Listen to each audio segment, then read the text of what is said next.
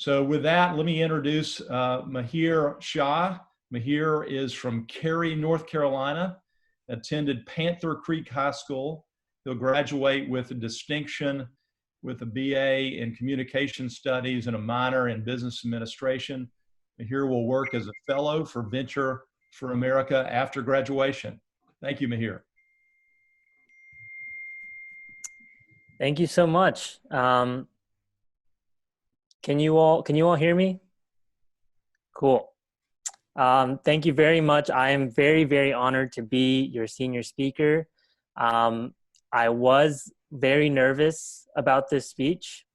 I think it's a pretty big task to sit before you all today and offer up some final words about the last 4 years. And in classic fashion, my imposter syndrome was going off. So I decided to cope by living every day this past week as what I see as the perfect Morehead-Cain scholar. Here's how it went. Every morning, my alarm woke me up at 8 a.m., blasting Hark the Sound, and I would let it play out in its entirety as I sang along. Why? Because as the perfect Morehead-Cain scholar, I know every word. I know every single word, so just don't ask me to sing it because I know them. Using what I learned during our outdoor leadership summer, I cooked a hearty breakfast containing powdered milk, granola, and literal Beetlejuice. Delicious. As a scholar dedicated to giving back to my community, I normally would have helped put together hunger lunch in the pit or gone plogging around campus. Instead, I spent 5 hours on freerice.com answering trivia questions to raise over 1,300 grains of rice for the hungry. Yeah, remember free rice, guys? Yeah, us lifelong givers do. That's right. And then, obviously I got hungry for rice, but instead I drank 14 ounces of flavored Dasani sparkling water. Committed to physical vigor, I went on a post-lunch 10-mile run while listening to a podcast on the 10 things every successful leader must know.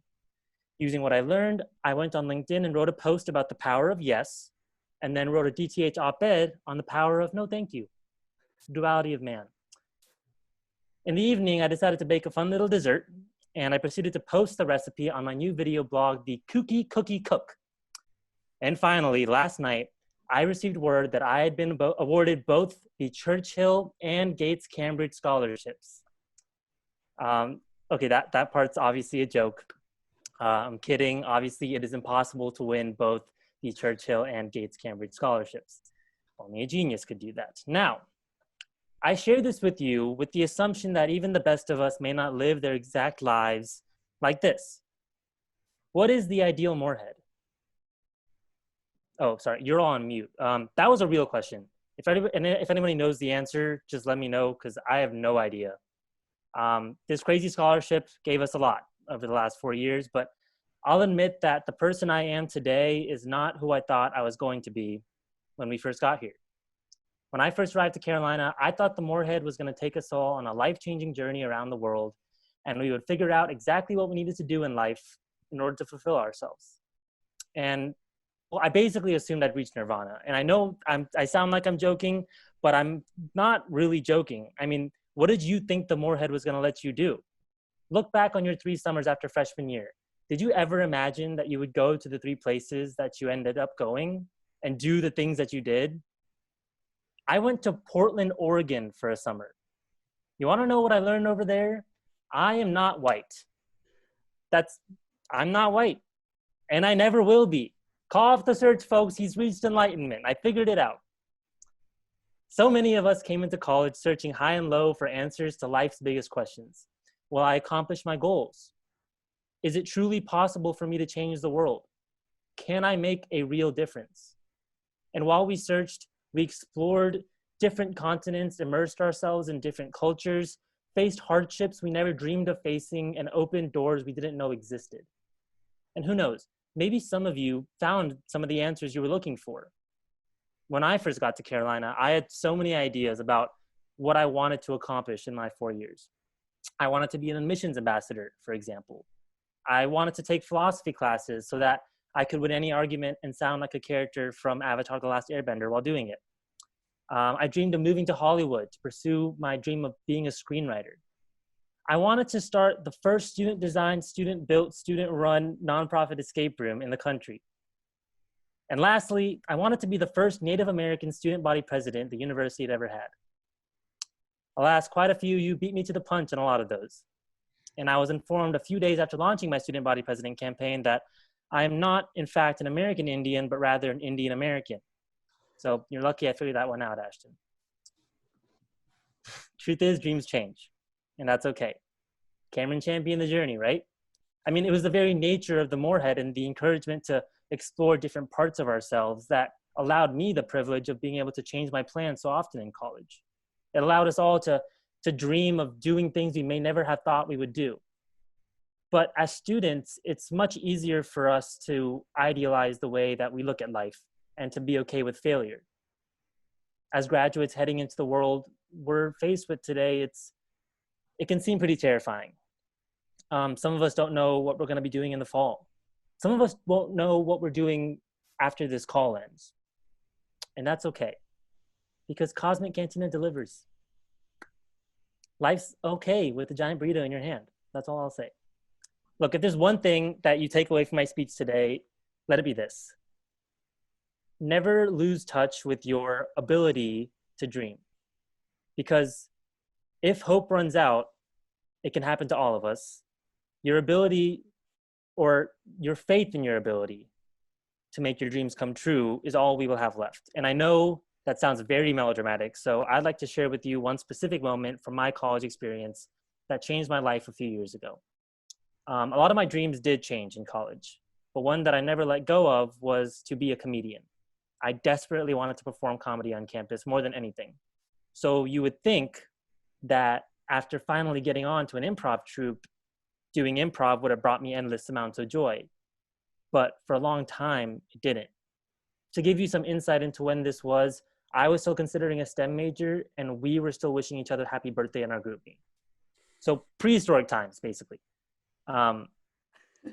When you're an overachiever, and don't be modest, we all are, it's incredibly easy to go through life using our most recent success to propel us towards our next. When you're chasing approval and acknowledgement, as soon as you do succeed, it quickly becomes irrelevant as you begin to hunt for your next chance to quote unquote be seen. So as soon as I got onto CHIPS, I realized I had put all my effort in trying to get there without developing any real sense of the person I wanted to be once I did. My first few months doing improv, I was absolutely terrified. Nobody looked like me. Nobody thought like me. Nobody talked like me. In practice, I would get so anxious that sometimes I wouldn't say a word. When the director of the group eventually asked me why I hadn't been improvising that much, I actually told them that I was letting the more experienced players do more because they were better than me, and it would be funnier if I didn't go out on stage at all. When fear dictates your behavior, it is shocking the sheer amount of actions that you can justify under the guise of practicality. I figured if I can lay low for long enough, I'll learn enough about improv and just by watching the others play. So during my first improv show, desperate to have the audience like me, I decided that for just one sentence in one scene, I would do what I promised myself I would never do, and use a contrived Indian accent on stage. So I did. And it got the biggest laughs I had gotten all night. It worked. People absolutely loved it. And I had never felt like a bigger fraud in my entire life, because that wasn't me. I had worked so hard to get to where I had gotten, only to fall back on a party trick under pressure. This performance that I had kept up for so long, it all just came crashing down. And later that night, I was walking through the creepy graveyard behind Connor Residence Hall after having a nervous breakdown, as one does. I'd gotten everything I thought I wanted, but it still wasn't enough. The decision that I had in front of me was simple. Either I could continue to go through the rest of college pretending to be somebody I was not, or I could venture out of my comfort zone and strive to be the person I truly wanted to be. It's easy nowadays to trick ourselves into thinking that life is just all a big performance, because in a way it is. We're awarded our grades based on our performance in school. We're given full ride scholarships for performing well. We're even paid based on how well we perform at our jobs. And then there's little things, conversations, meetings, presentations.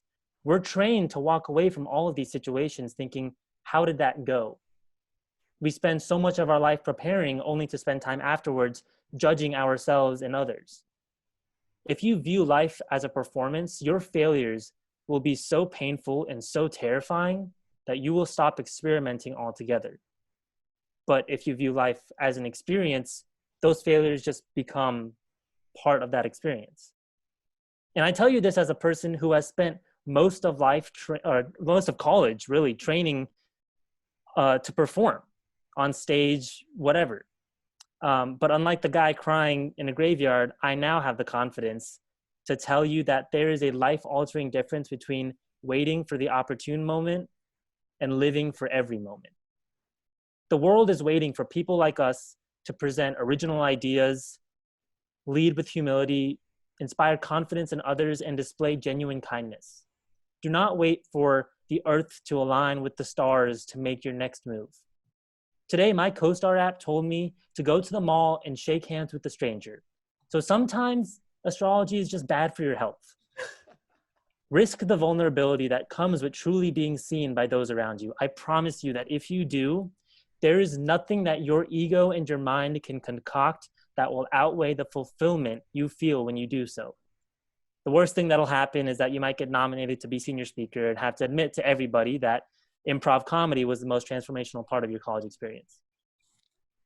Look, I don't know how to compare experiences. Every single one of us has had a very unique college story, and I really didn't want to sit here today and paint over all of them with the broad brush of generic Carolina memories.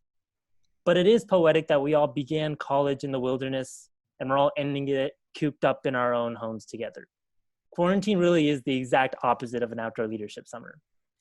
We've been through a lot. And when I look at all your faces today, I'm not actually looking at all your faces. I've actually just been staring at Kevin Cow for the last 10 minutes. But as we sit here on a video call, hundreds of miles away from each other, and celebrate our journeys together from our own homes, the irony of it is all very clear to me. You do not need to travel very far to make a sizable impact in this world. The last 2 months has made it very clear how wonderful a simple phone call can be, and I hope that we can all stay connected after this. Seeing you all here reminds me of the importance of the community we've been so lucky to be a part of, and how big of a difference you can make in other people's lives.